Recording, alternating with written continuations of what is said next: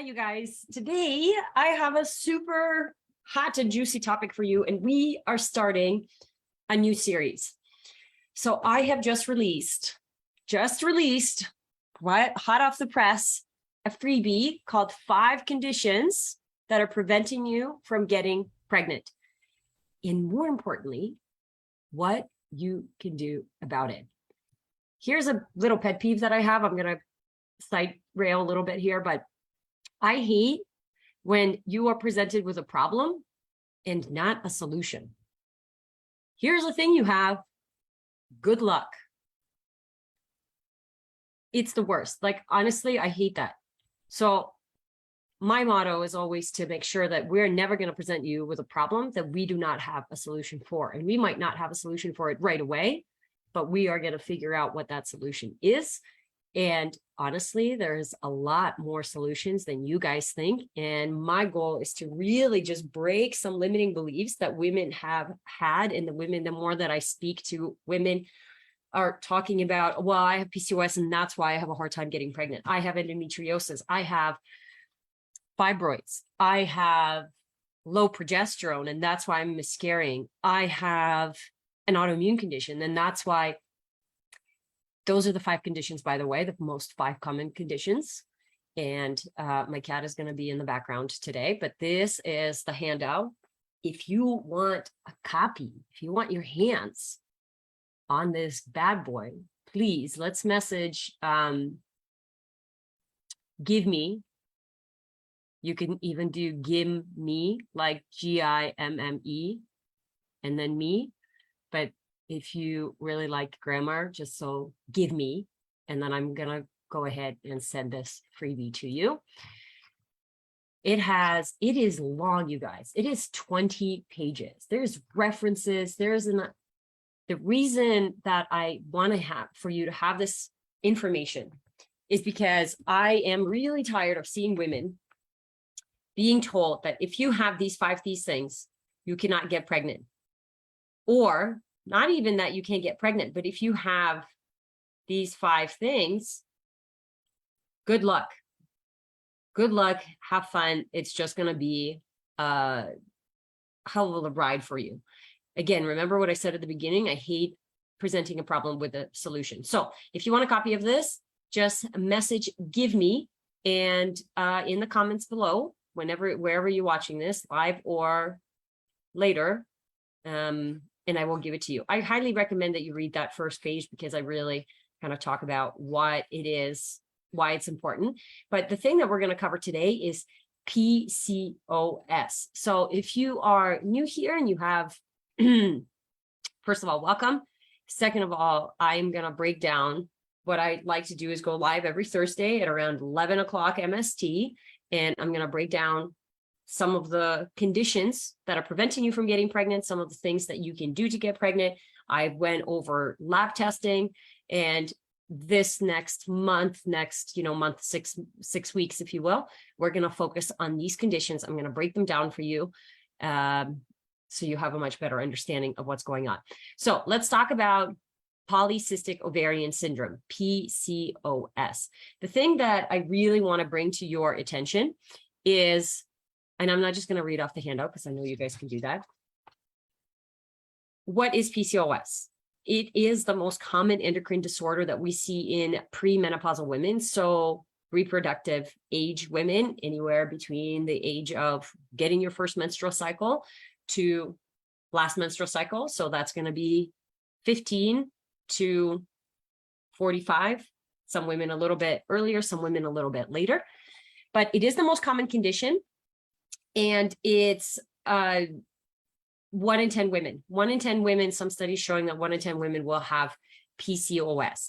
Now, the prevalence to have infertility is about 70 to 80% when you have PCOS.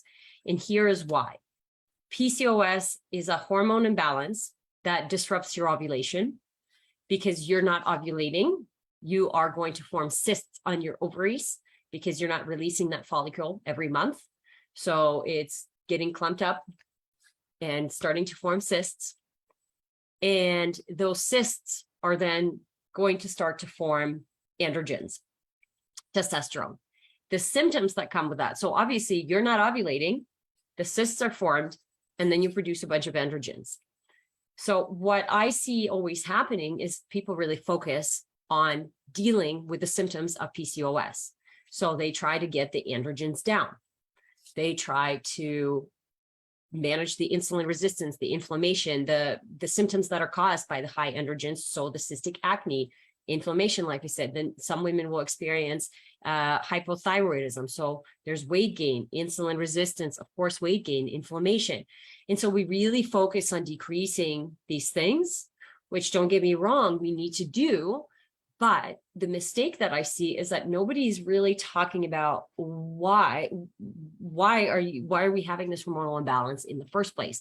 And this is really what I want to shed light on, because even in the alternative healthcare world, even if you've been working with a functional medical professional, I always see women coming to me and saying, yeah, I'm doing all of this stuff for PCOS, and they're taking the inositol, the fish oil, the curcumin, the anti-inflammatories, the CoQ10, and they're still not getting anywhere.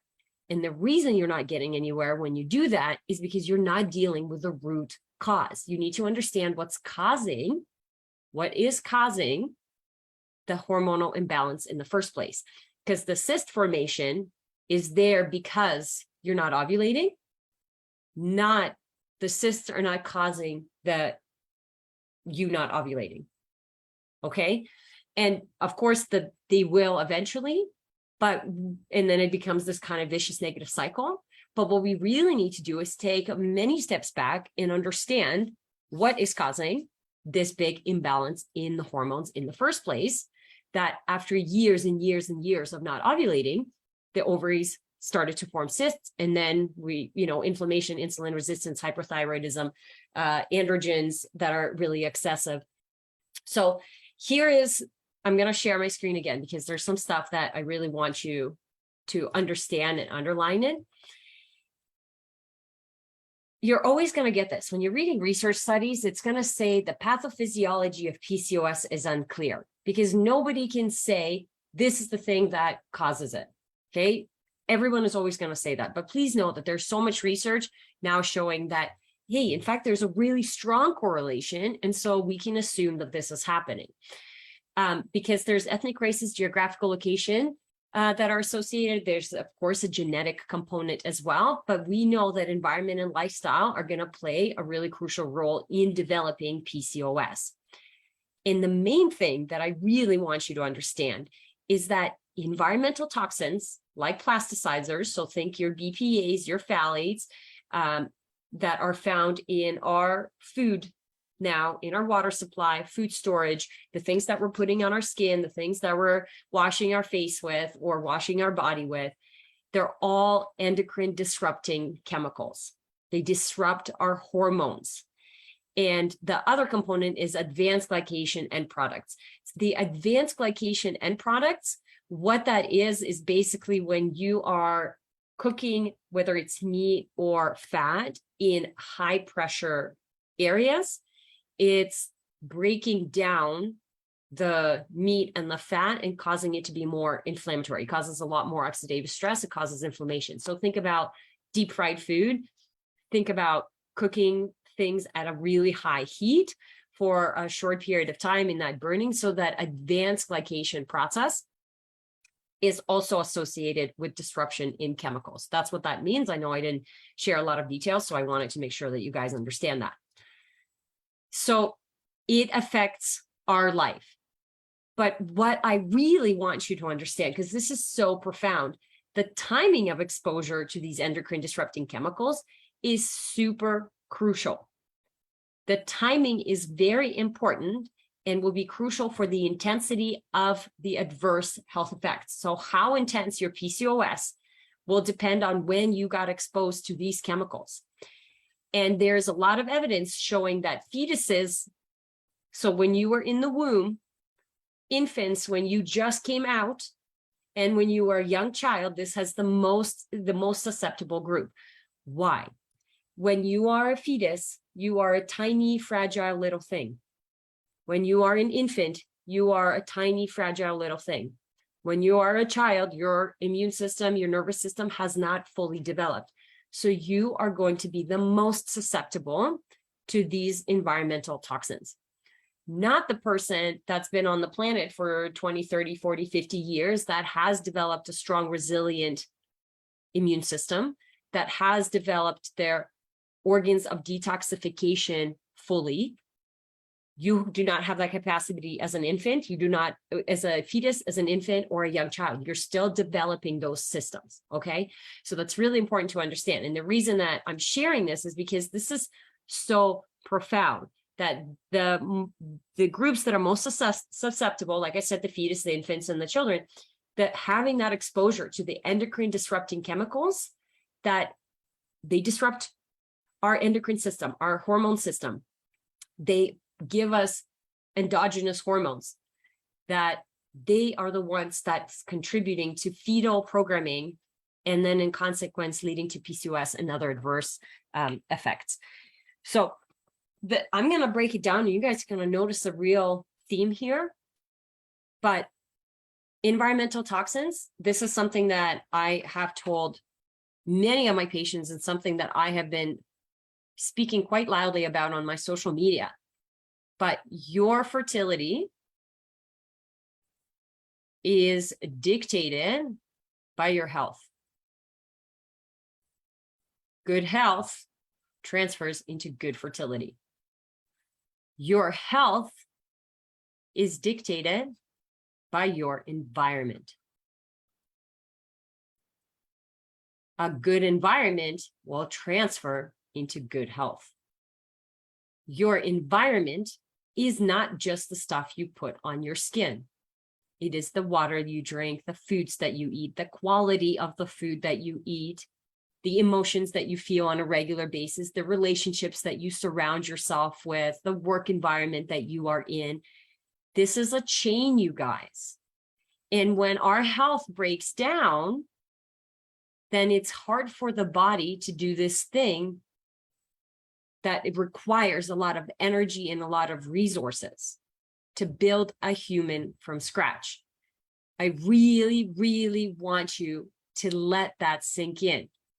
To be able to get pregnant and build a human from scratch, you need a ton of energy and a ton of resources, and it's going to be really difficult to do when our health is not optimal.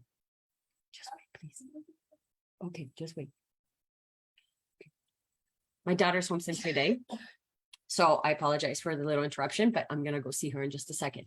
So I hope that this is really clicking some things for you, because now let's talk about what can we do about it, right? We're never going to give you a problem without a solution.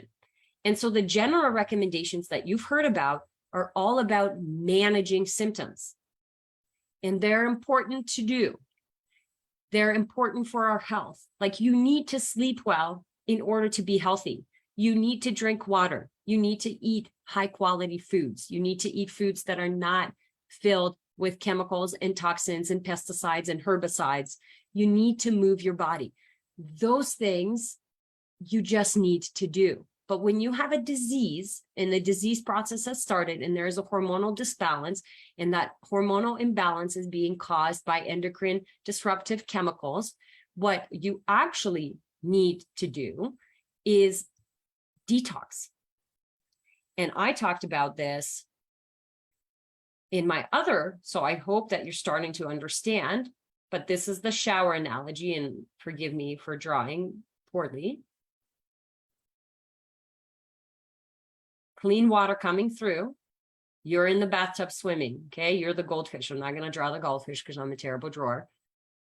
You need a clean environment. So clean products coming through, but you also need drainage and sewer working well, because you need to get rid of things that are no longer serving you. And these chemicals and toxins are they're persistent. They are persistent chemicals. That means they stay in your system for a long period of time. Years, like 10 years. Some can be quick, some can be a lot longer. Some have been, we've been shown to in the tissue for a really long period of time.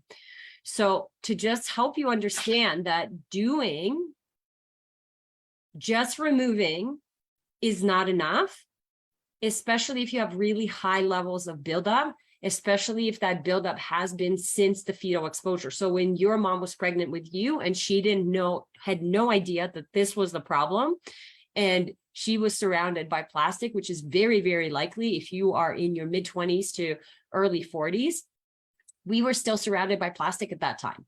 We were surrounded by these chemicals. We just didn't know the effect of it. And I mean, we didn't talk about it as much because the health issues that we're seeing now are so, like, we cannot look past it anymore.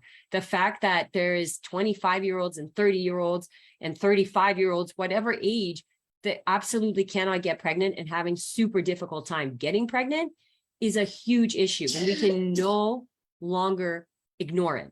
So we have to look at it. So you need to do advanced detoxification therapies to help you pull this stuff out of your system. So to summarize, my daughter's going to do a dance in the background, but to summarize, PCOS is caused by a hormonal imbalance. The hormonal imbalance is caused by something in your environment that is causing, and it's environmental toxins is one of them, and I see a lot of it, but there's also viruses, infections, parasites, you name it, that can cause the hormonal imbalance that will then lead to the development of PCOS, the cysts, the androgen excess, the insulin resistance, the hypothyroidism. We don't want to focus on just treating the symptoms. It is important, but we need to focus on also treating the why, right? And this is where cleaning up your environment is really important. Sometimes I'll have women say, oh, I'm doing all this stuff and nothing is working. Understand that it's not that you're doing something wrong, it's that you need more help. And the stuff that you are already doing is really great because you're adding foundation, like that's your foundation. Like I said, you have to sleep. You have to sleep in order to be healthy. You have to drink water. You have to eat fruits and vegetables. You have to eat high quality protein. There's no ways around that. But if you're not noticing any results, that generally means we need to go deeper and we need to do some testing and we need to figure out what is causing the issue. With that, what I want to say is please comment what was the most exciting and the most aha moment for you. Okay, we're covering our mouth. We're going to try not to get me sick. But what I'd love for you to share in your comments is what was, please. This is a fun live, you guys. This is what it's like to have kids. Just FYI, this is life. This is real life. But what I'd love for you to share in the comments is what was the most exciting, most aha moment for you? If you feel stuck and you want some help, go ahead and comment, help me. And I'm going to send you a DM and we can have a chat and conversation to see what we can do for you to help. Thank you for being here. Sorry for the interruptions. I hope you enjoyed it. If you want a copy of this juicy handout, comment, give me. So you have a lot of things to comment on. I can't wait to read them all. If you want the handout, comment, give me. If you watched this video, just tell me what was the thing that was most surprising for you. What was the big aha moment? What did you learn? And if you want some help, message help me. Okay, with that, I'm signing off. Thanks so much for being here. We'll see you next week.